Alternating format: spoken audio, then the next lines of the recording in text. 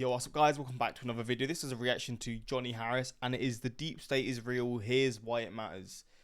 Are we getting into some conspiracy stuff here?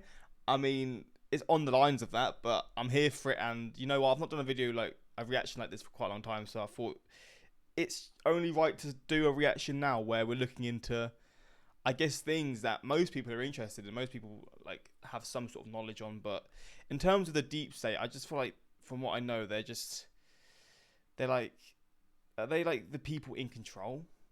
I mean, I feel like they're the people in control, but the people you can't see. I don't fully know.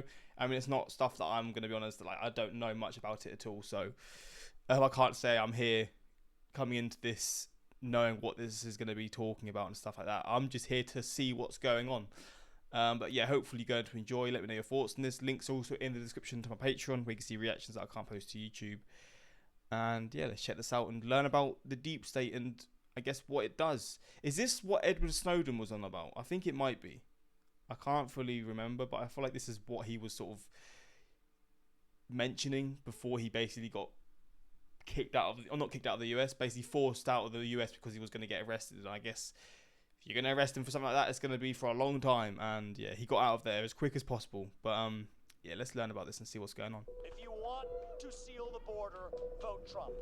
If you want to restore law and order in this country, vote Trump. If you want to defeat the deep state, vote Trump.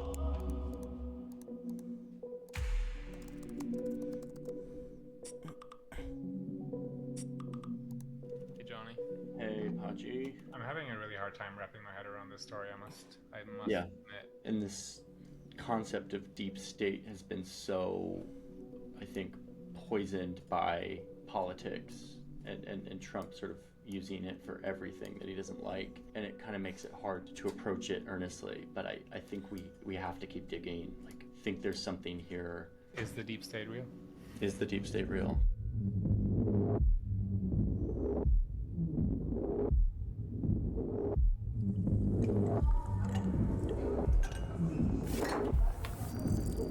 There's this moment in the 60s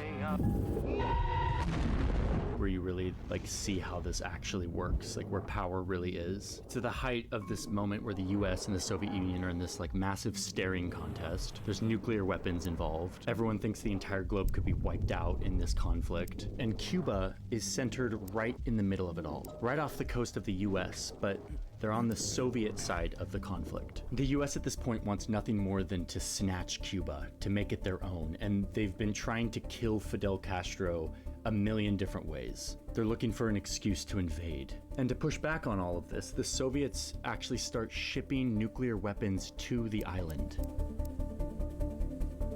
The US has no idea, until one day, a spy plane is flying over the island and they snap this wild photo. I mean, it doesn't look like a wild photo, it just looks like a random field in Cuba. But you zoom in and you see canvas tents, trailers, missile launch equipment. I mean, the US government immediately knows what they're looking at here. The world's most destructive weapons are actually hiding under these tents, ready to launch, sitting right in the United States' backyard, right off their coast. Nuclear war 103 miles away. Within the past week, unmistakable evidence has established the fact that a series of offensive missile sites is now in preparation on that imprisoned island. It's a crisis, a Cuban missile crisis. And one man in Washington, D.C. suddenly has a really difficult decision to make. Everyone around him wants him to invade Cuba, but he's not sure. Okay, but here's the kicker of the whole thing.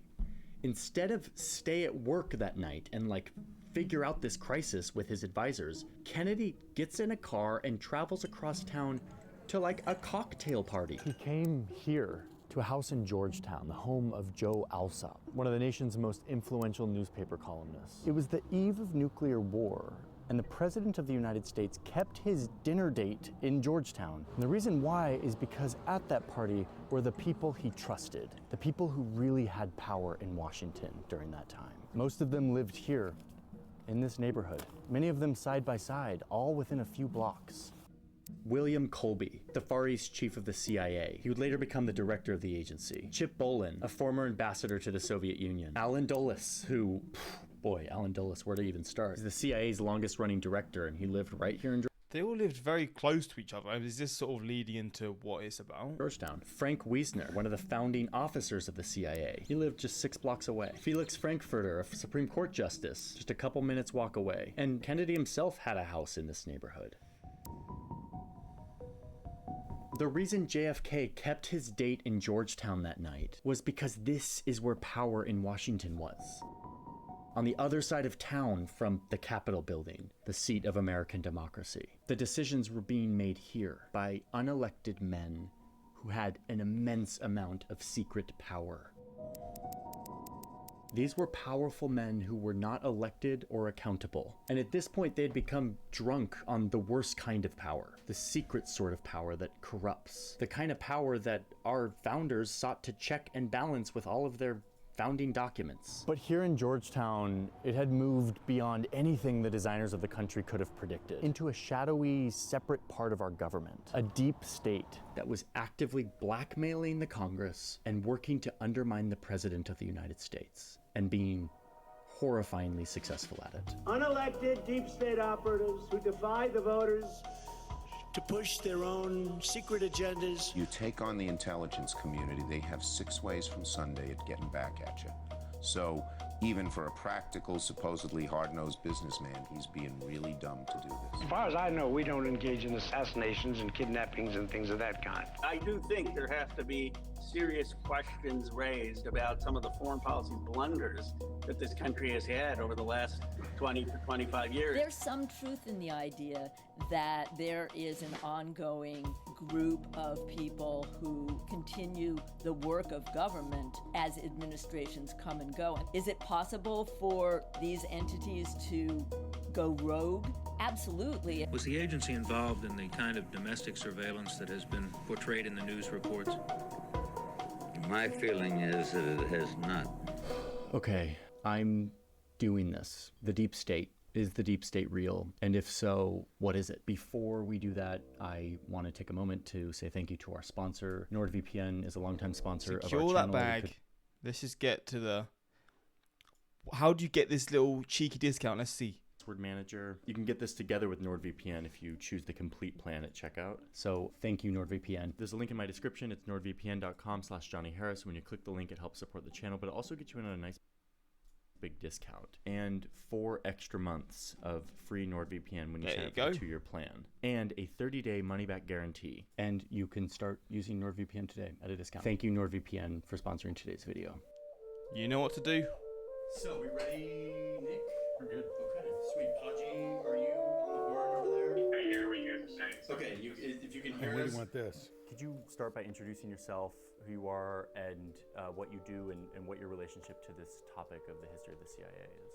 Yeah, so my name's Jefferson Morley. I'm a journalist in Washington. I've been a journalist in Washington for the last 40 years. In the old days, spy agencies were a war thing. When the US was at war, it would set up an international spy operation to best wage that war. And then when the war was over, they would pare down or totally get rid of the spy agency. The thinking here was that a spy agency took up a lot of resources and threatened civil liberties. A lot of power concentrated into a bunch of unelected people. Worth it during war, not worth it during peace. But then the biggest war of them all came to America's Pacific doorstep, and it changed everything.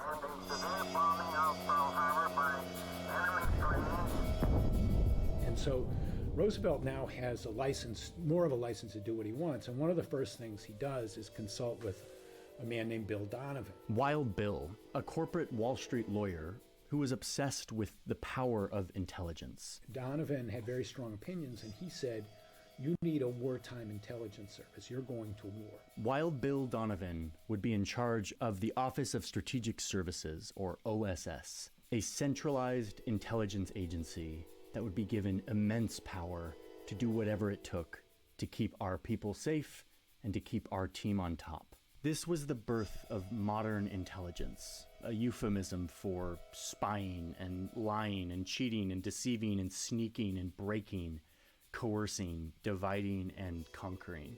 No idea was too crazy for the OSS during this time. Like, one OSS psychologist had this idea that Hitler could be demoralized if they just showed him a vast quantity of porn. Paramilitary operations. Strapping explosives to a bunch of bats and letting them loose over Tokyo. Guys skiing into Nazi-occupied Norway. Making fake companies, recruiting off Wall Street from all of his old colleagues, bringing in bankers and movie directors, fake radio stations, anything to demoralize, divide, or confuse the enemy. The OSS is the first intelligence agency that the United States ever has. Oh, and one of Wild Bill's favorite things to do was to have parties at his house. Hi! Are we the first ones here? It's the big night. To plan and plot his operations with his friends in Georgetown, a neighborhood in Washington, D.C. that is strikingly beautiful. Here is Bill Donovan's house. It's now worth $17 million. It's beautiful, and this is where he would have a drink and chat with other Washington power brokers. He would recruit new agents from American high society, earning the agency the nickname Oh So Social. Pretty clever. Okay, but remember that spy agencies like this were a war thing only, and the war ended in 1945, and the OSS got dissolved. The forces of Germany have surrendered to the United Nations. What do we do with the OSS now that we're at peace? And Truman says, we don't want to risk having an American Gestapo. A political police. His meaning, especially in the context of having just defeated the Nazis, was, that's what led our enemy astray. They had a secret intelligence agency, the Gestapo, which wound up enforcing political norms and enforcing tyranny, and we don't want to risk that. Here's Harry Truman doing the right thing and signing a piece of paper that says that the OSS can no longer exist. I mean, Truman was freaked out. He's like, this was really great to help us win the war, but this is way too much power in the hands of unelected officials holding secret information. But it was kind of too late. Putting the genie back in the bottle would prove to be an impossible task. Is it significant that all these guys live 4 blocks from each other in Georgetown? Yeah, it's very significant because they're the product of this wartime culture. This is one party that just has to turn out right. Here is target number 1 for the Reds. And who's in the bullseye? You are. So there was a brief moment after World War II when the Cold War didn't exist. We were at peace.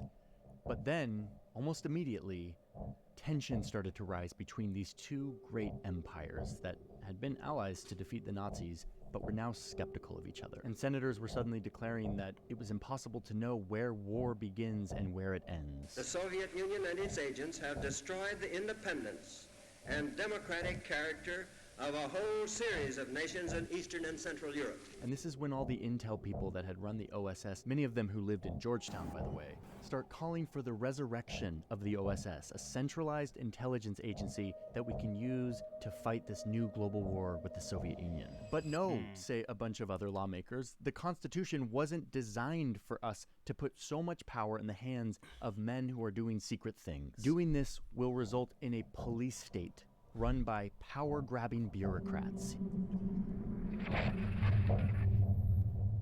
Too much power to military leaders and their insatiable appetite for more money, for more men, and more power, whatever the cost to democracy. Truman's mind changed. And what changed Truman's mind was the growing confrontation with the Soviet Union. And soon the papers were signed, and a new agency was formed. Wow. The Central Intelligence Agency. Okay, so that's the birth of the CIA then. The CIA. When Truman signs the National Security Act, he says, we have to be careful that we don't have an American Gestapo. So that thought is still on his mind. The CIA was the big, shiny new weapon of the United States in the Cold War. And their mission was to, quote, gain and distribute intelligence and to perform, quote, other functions and duties related to intelligence affecting national security. What does that mean? Everybody knew what that language meant. Everybody knew that was, and we just weren't going to talk about it because we didn't want to write it down on paper. Like, what do they do with this vague mandate of national security? Oh boy, they go to town. You must stir the ingredients in your chocolate cake. The TV is so clean, but so soft and smooth. Operation Paperclip, 1945 to 1959. The Americans wanted to get those Nazi rocket scientists on their side so that they could develop their own Here we rocket go. capacity. James Angleton, for example, protects a general under Hitler. CIA gets involved in the Italian elections, 1948. His thumb on the Italian democracy and makes sure that U.S. allies win. So they came, and as soon as they were like created, they were getting into it as soon as possible. They weren't waiting around at all. They were just straight into getting involved in everything. Operation Ajax, coup in Iran, 1953. The CIA and the MI6 organize a coup to overthrow the democratically elected government. Now that we encourage the Shah to take that action, I will not deny. CIA coup Guatemala, 1954. Bananas, of course, bananas. Again, democratically elected government, reformists wanted to engage in land reform, and the CIA overthrows it, really at the behest of the United Fruit Company. CIA is now helping American corporations. The influence of American corporations on the CIA actions is unmistakable. Alan Dulles was on the board of directors. Howard Hunt, Birch O'Neill, David Phillips, CIA coup in Congo, early 1960s, CIA coup in Chile, 1973.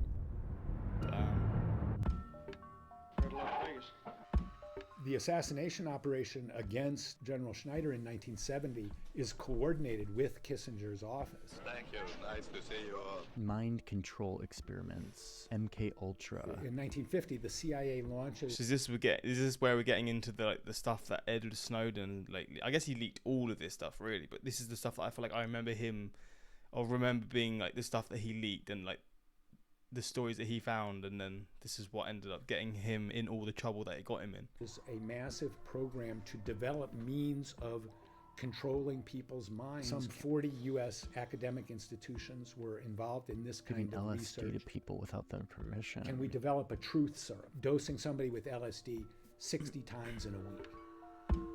NSA's Operation Shamrock, electronic surveillance, 1945 to 1975. The first warrantless wiretapping. Oh God, Bay of Pigs, nightmare. There were hundreds of CIA assassination plots. Operation Phoenix. Eventually, Bill Colby, who was later director, admitted that they had killed 20,000 people. Operation Mockingbird, COINTELPRO, Operation Chaos, Watergate, Jim Critchfield, Frank Wiesner, James Angleton, Roosevelt, John Foster Dulles. CIA coup in Indonesia, CIA coup in Greece, CIA involvement in the Guatemalan Civil War. It was a CIA crime spree for 20 years. There's no other way to describe it.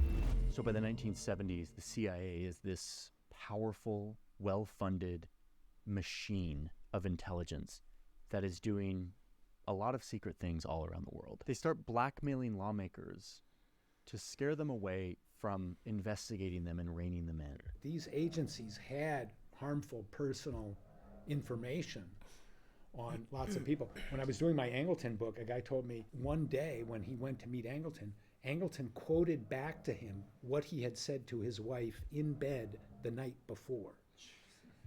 And so they had this capacity, and people knew that they had this capacity. You know, the Kennedys knew that J. Edgar Hoover had information about his affairs with various women. Happy birthday, Mr. President. This kind of knowledge that they had, Angleton and Hoover were masters at using those kind of secrets as leverage. Kennedy had this thing hanging over his head, and he knew Hoover, had that on him. And so, he couldn't fire Hoover. And so much of this power is concentrated among just a few people, many of them not elected, and many of them living right here along these streets in this neighborhood of Georgetown, living in fancy homes, having fancy cocktail parties, and kind of... Imagine that you just all ended up in this area. I mean, it's all not ended up in this area. They're obviously purposely there. But all the power is in this little area. Absolutely insane. Running the Western world. It's exactly the nightmare of the founders of the country and the nightmare of President Truman. And 1 month after the assassination of President Kennedy, Harry Truman publishes an article in the Washington Post and says the CIA should be abolished. Wow. And he says it has cast a shadow on the historical reputation of the United States. The man who signed the piece of paper that created the CIA comes out and says he regrets it. Eventually, Americans start to get savvy to the fact that their government is sort of going off the rails. as this war in Vietnam drags on. Is this like the 70s, right? So we're gonna sort of see like all like is it like, what's the era called? I don't know what the era is called, but like all like the peace stuff. I'm pretty sure. More and more Americans stand up and say enough, demanding accountability for a national security apparatus that had gotten out of control. And what does the government do in response? They start spying on the protesters. Operation Chaos was the CIA spying on the anti-war movement. Johnson calls in Dick Helms and says, what's going on? Communists have to be behind this. And so they start infiltrating the anti-war movement. And they come back in about a year and they say, well, you know, Moscow and the North Vietnamese, they really like this anti-war movement, but it's not controlled by them. It's not funded by them. It's pretty much an American thing, you know? But that doesn't change. So they truly thought that all these people were protesting and it was because of Russia. What? Change anything. And chaos continues to grow. And eventually, by 1970, there's 30 officers working. Or the Soviet Union, should I say. On it, hundreds of agents. And, you know, the ostensible purpose of chaos, to detect a foreign hand. I mean, chaos was in existence for 7 years. Every time they were asked to report on it, they came back and said, it's not foreign controlled and it's not foreign funded, which was obvious to anybody who was involved in the anti-war movement. There were a lot of people inside the CIA saying, you know, we're spying on our wives and kids, basically. You know, they're going to the demonstrations and we're reading the reports at night. We shouldn't be doing this. Are we trying to exterminate an entire people? What have we become as a nation? Americans were waking up to the fact that these unelected men were wielding way too much power and spying not only on the entire world, but on Americans themselves.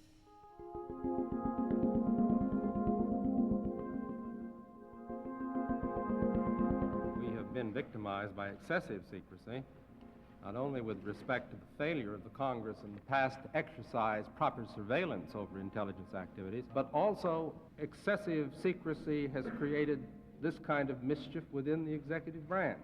Senator Frank Church helps lead the charge of taking all of these secrets and excesses and thrusting them onto the national stage and shining a light on them. There has never been a full public accounting of FBI domestic intelligence operations. The American people are learning, for the first time, just how bad this was. 800 witnesses, 10,000 documents. 800 flipping out. Their secrets were shared.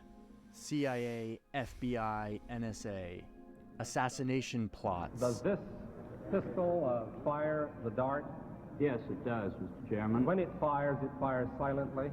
Almost silently, yes. Spying on Americans. A wholly comprehensive listing of everything those people thought or did on any subject you can imagine they're having a concern with. Targeting people like Martin Luther King Jr. and other civil rights or feminist activists. Bureau agents were told to attack the New Left by disinformation and misinformation. Anti-war protesters were spied on, intimidated. COINTELPRO is the name for the effort by the Bureau to destroy people. This was the CIA. This was the CIA. What the fuck? Organizations, or as they use the words, disrupt and neutralize. The Bureau went so far as to mail anonymous letters to Dr. King and his wife.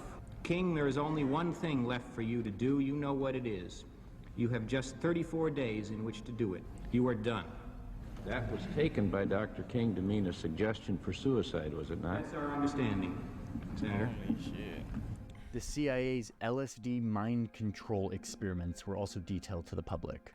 One of the first things they come across is the MK-Ultra papers. And so were the FBI and CIA's attempts to infiltrate the free press, planting journalists within our newspapers. We would later learn in some investigative reporting that this infiltration of the free press was much more widespread than Church even discovered. He reported that up to 400 journalists had been paid by the CIA under Operation Mockingbird, and there's no doubt that it was a massive effort and effective. The Church Committee made a few things clear. Number one, that indeed a group of unelected government employees used immense power and resources of the United States government to pursue programs that were illegal, unethical, and generally out of line with American values and norms. And they did it in secret, outside of any sort of accountability, partly because the U.S. Congress wanted to give them money and turn a blind eye. I can recall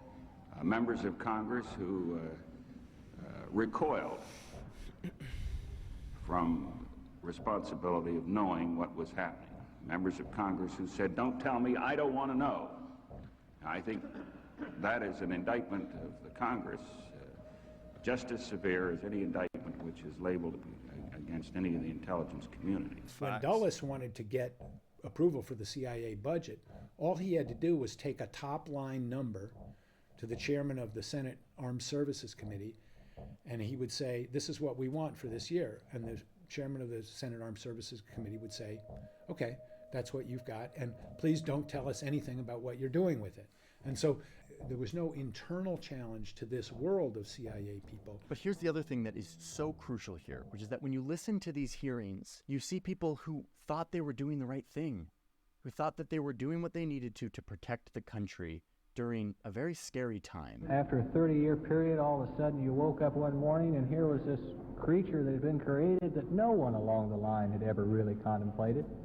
Each of these steps, I think, initially were innocent, honest steps. Many of these agents were earnest patriots, but they were operating in a system free of accountability and transparency. Even within the deep state, there are people who are doing things for altruistic and good reasons, and then there are people who are doing things for their own selfish or bad reasons, and exactly how many are in each category is sort of impossible to delineate. I got sucked in when I should have known better, and where many other more intelligent, sophisticated people got sucked in other areas. So after the Church Committee, all kinds of new oversight regulations come in. There's new committees formed, there's new regulations, and suddenly the intelligence community now finally has some kind of oversight. The deep state was reined in. Now, they did fight back. Church was undermined and intimidated by these agencies. CIA people, they hated Frank Church. Jim Angleton would go around and say Frank Church was a KGB agent. Dick Helms raged against him. Kissinger.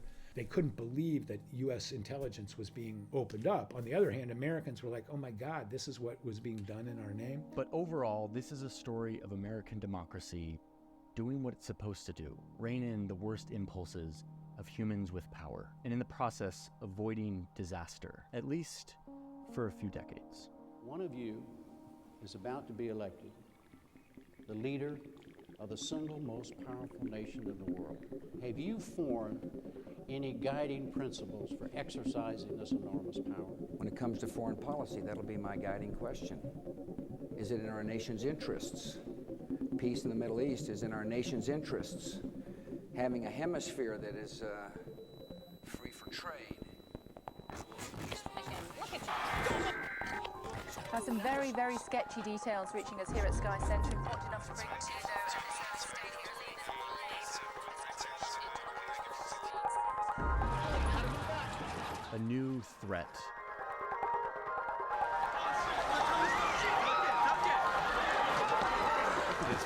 And a new call to give power to professional spies and bureaucrats to keep us safe by doing secret things. And by passing the Patriot Act, we will make America safer while safeguarding our civil liberties and privacy. And then, of course, new agencies, all with variations on the same name. 9/11 is kind of like a Pearl Harbor. There's this desire, we've been attacked, anything goes, we have to strike back, this is an existential struggle. And that same ethos of the early Cold War, anything goes, that returns big time after 9/11. And the CIA seeks or asserts, without being checked, all sorts of powers that they hadn't asserted before. They implement the torture program. They massively expand the warrantless wiretapping, the kind of things that we had seen Angleton do in Chaos. Those exact same techniques are revived and expanded after 9/11, on a very large scale. Taxpayers funneling money into millions of new top secret jobs. 22 Capitol buildings worth of new office space that spring up. Damn. So, I'm not saying the conspiracies, but I guess maybe is this sort of where the conspiracies of 9/11 come from? They sort of use it as like the CIA trying to regain that control. Is that sort of where the conspiracies come from? Because obviously I've heard the conspiracies. I don't know whether they're true or not. I don't look into it like that. I just hear them. Seeing that, I mean, I guess I could see sort of where maybe people would come up with those assumptions of it not being staged, because it's obviously such a horrific event. I don't want to say it's staged because obviously, yeah, there's footage of all the horrible things happening, right? Well, not staged, I think maybe not the right word, but set up by, I guess that is staged, set up by the CIA or whatever. I mean, they've got their control back, and I assume before this had happened, they had barely no control. Because the CIA, like, are obviously huge, they're well known. I knew who the CIA was when growing up, but I guess if I grew up in the 90s, maybe the CIA wouldn't have been anywhere near as sort of well known. And yeah, it's fascinating how this all happens, man. I mean, you can sort of connect the dots. It does somewhat make sense of maybe why this would happen. Again, I don't know whether they had any sort of input into what happened there, but it's wild. I'll say that it's absolutely wild. All around this area where I live, to house all these new secrets. And inside them, waterfalls of new programs, so many weirdly named programs that no one leader could ever hear about, let alone regulate all of them. There's not a whole lot of effective oversight on something that has grown so big and so bushy. And none of which should be known to the public.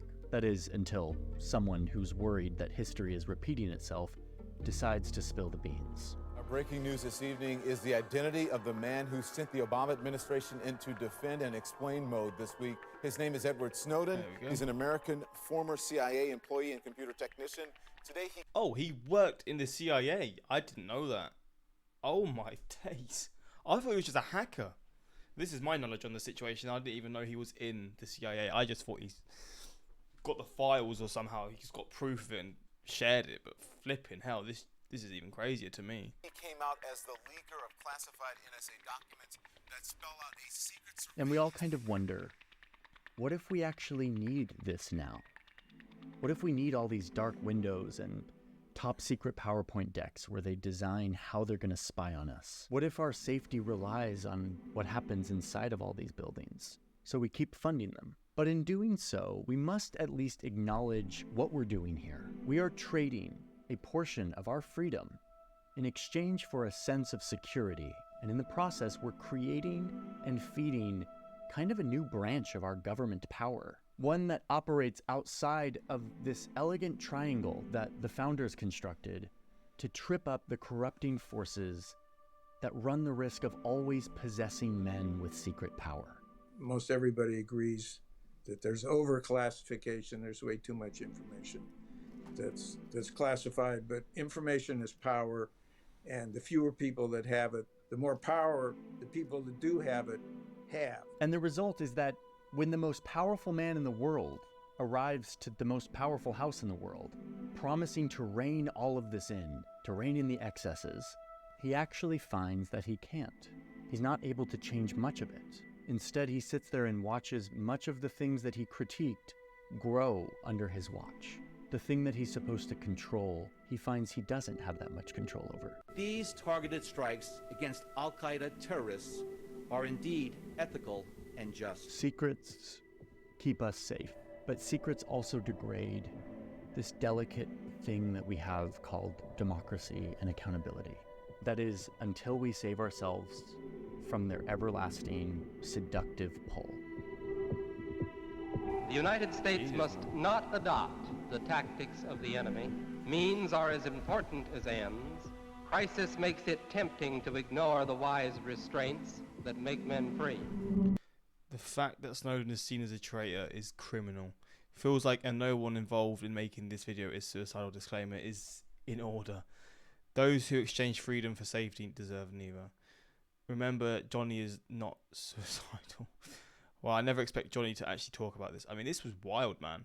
It's situations that I don't know much about, but learning about it makes you realize how corruption really does happen and how it works, and how even the people in control may be not like fully like as much control as you think. I got an FBI ad on this video. There's FBI ads. See, the FBI and the CIA are somewhat connected, right? The FBI, I sort of see the FBI as like the police force on steroids. Like, they just have a lot more control. They know a lot more. They have, I guess, more specialized units and stuff like that.